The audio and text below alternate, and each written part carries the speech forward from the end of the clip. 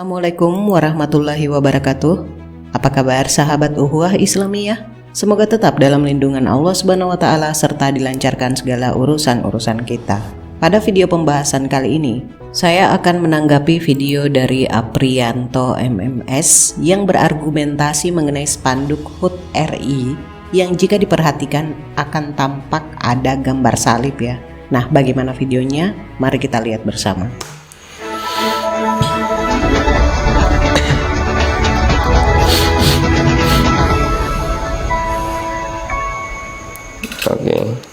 Aliansi Umat Islam Karanganyar atau AUIK memprotes pemasangan spanduk HUT RI ke-75 di Karanganyar, Jawa Tengah. Spanduk yang didesain dari pemerintah pusat itu diklaim menyerupai simbol salib.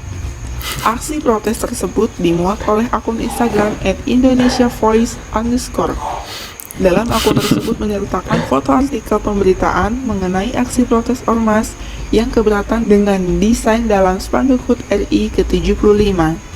Dalam spanduk tersebut, di bagian kiri spanduk tampak angka 75 yang menunjukkan usia Indonesia merdeka.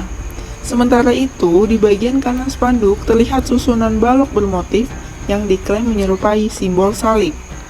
Perwakilan dari AUIK mendatangi kantor Setda Karanganyar guna menyuarakan aksi protes. Saya pun melihat secara keseluruhan spanduk itu sebenarnya tidak sama sekali memuat simbol salib gitu teman-teman. Kalau kita melihat secara keseluruhan, cuman memang cara berpikir atau cara melihat dari teman-teman yang berjubah ini memang imajinasinya dan dipengaruhi oleh rasa takut yang berlebihan terhadap salib.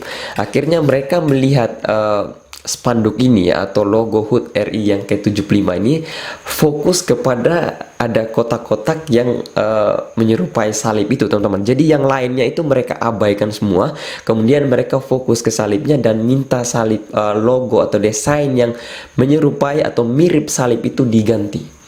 Jadi begini teman-teman, desainnya tidak perlu diganti, cuman cara berpikir dari orang-orang berjubah ini yang memang harus direfresh atau diinstal ulang gitu teman-teman ya. Ini saya melihat dan saya mengaitkan sedikit dengan beberapa masalah yang timbul beberapa waktu yang lalu, yaitu adanya jin kafir di salib.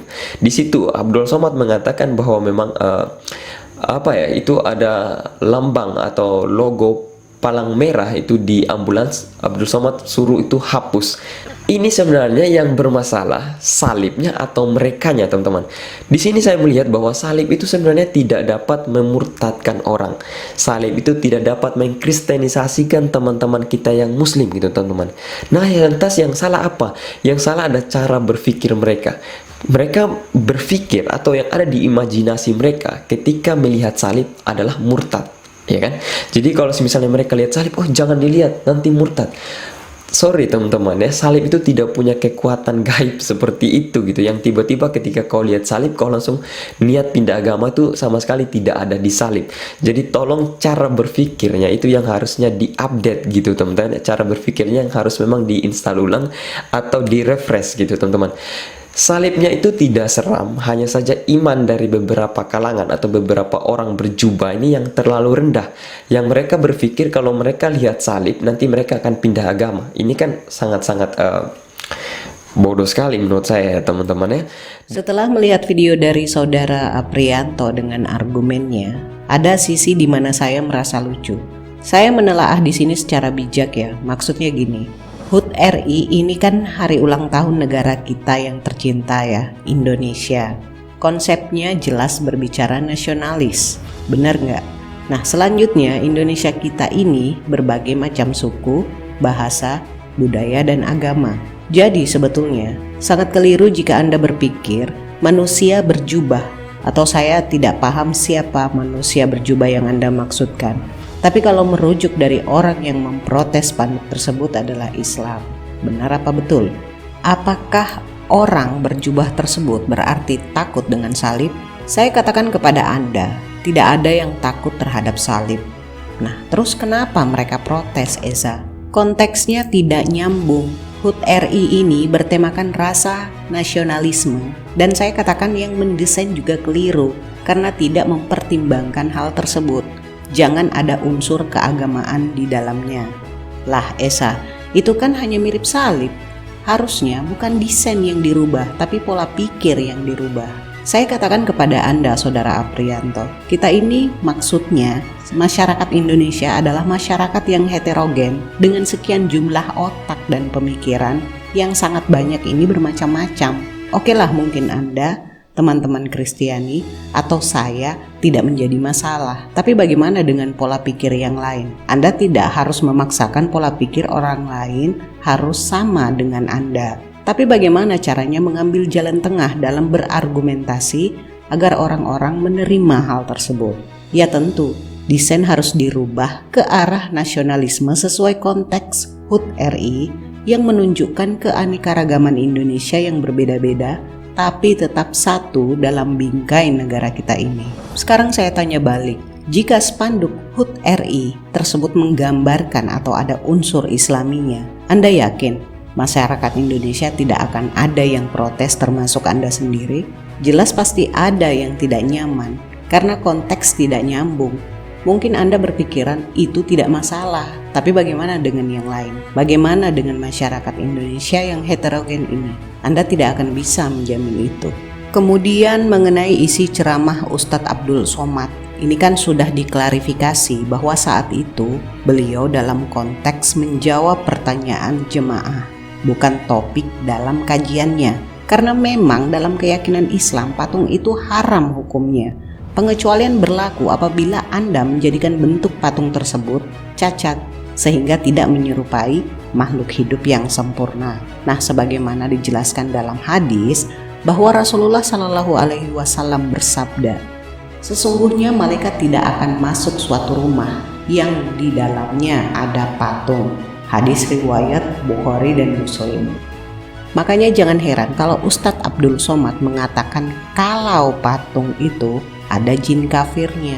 Nah, sedangkan dalam tauhid itu ada 3 pilar. Yang pertama ikrar dalam hati atau niat, yang kedua perkataan atau lisan, dan yang ketiga perbuatan. Maaf saya keluar konteks dikit ya.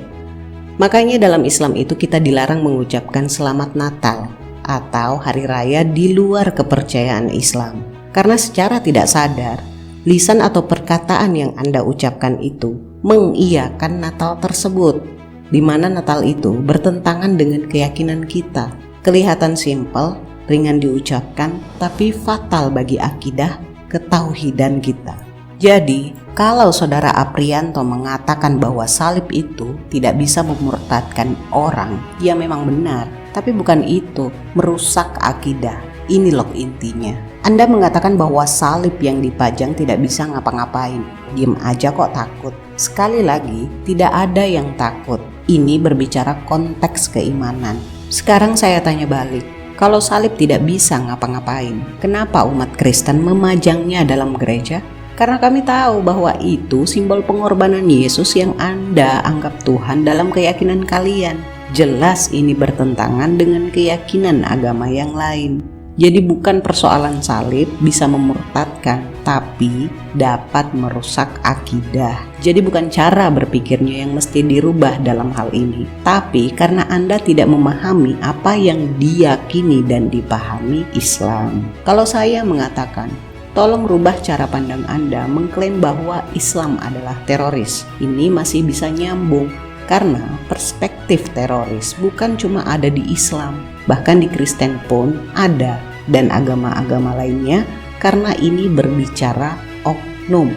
Selanjutnya berbicara simbol yang Anda katakan mulai dari palang ambulans, tanda perkalian, dan tiang listrik lah. Saya katakan Anda dalam berargumentasi dalam hal analogi tidak bijak, karena menyamaratakan segalanya. Justru pola pikir Anda yang harus diupdate atau direfresh. Kenapa saya katakan seperti itu? Fakta berbicara. Yang kita tahu ada banyak rumah sakit Islam dan Kristen. Ada juga ambulans yang tidak menggunakan lambang palang, tetapi nama saja dengan ambulans. Di Malaysia ada ambulans memakai simbol bulan sabit di ambulans. Dan juga di Indonesia juga ada beberapa. Banyak tuh orang Islam yang berobat di rumah sakit Kristen, seperti rumah sakit Stella Maris, yang di dalamnya penuh dengan simbol-simbol kekristenan. Nah, Ustadz Abdul Somad apa menyuruh menurunkan simbol-simbol tersebut? Kan enggak. cuma minta ditutup patungnya agar tidak khawatir merusak akidah. Tapi ada juga yang cuek karena mereka udah paham. Kan gitu pemahaman dalam Islam. Saya melihat salib biasa aja tuh. Bahkan saya pernah mengundang beberapa pendeta yang saya datangi dan sempat masuk dalam gereja. Gak masalah tuh, karena konteksnya saya yang mengantar undangan untuk para pendeta-pendeta tersebut. Balik lagi, itu saya. Bagaimana dengan yang lain? Pasti ada yang sama dan ada yang merasakan aneh. Apakah umat Islam juga mengganggu kalau umat Kristen membunyikan lonceng atau beribadah di gereja? Kan enggak. Sama seperti halnya Anda yang mendengar suara azan di masjid, walaupun ada juga yang merasa tidak nyaman mendengar suara azan. Artinya apa? Ada batasan-batasan toleransi yang kita rasakan di sini. Dan saya garis bawahi bahwa toleransi dalam Islam hanya menyentuh ranah sosial.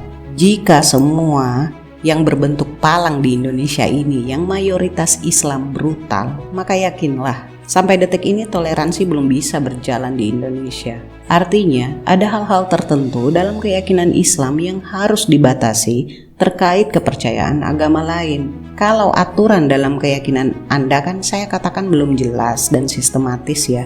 Jadi apa saja tidak apa-apa dilakukan, termasuk penginjilan dan menawarkan orang yang telah beragama untuk memeluk agama Anda alias kristenisasi yang jelas-jelas sudah melanggar pasal aturan Undang-Undang Dasar. Pola pikir Anda jangan kerucut yang cuma berargumen melihat sudut pandang satu sisi dari standar Anda sendiri, apalagi berbicara nasionalisme. Palang belum tentu salib. Coba refresh lagi lo otak Anda. Ini dalam konteks nasionalisme, maka jangan ada unsur-unsur keagamaan dan lain-lain yang tidak menonjolkan rasa persatuan dan kesatuan dalam bingkai NKRI kita ini. Nasihat kali ini, jika nilai ujianmu bertanda palang semua, jangan mengeluh, karena itu benar adanya sesuai argumenmu mengenai palang. Saya akhiri pembahasan kali ini. Semoga ada hikmah dan pembelajaran yang bisa kita petik. Kurang lebihnya mohon dimaafkan. Akhir kata, jaga syahadat dan akidah kita. Maha benar Allah dengan segala firman-Nya. Allahumma salli ala Sayyidina Muhammad. Wassalamualaikum warahmatullahi wabarakatuh. Merdeka!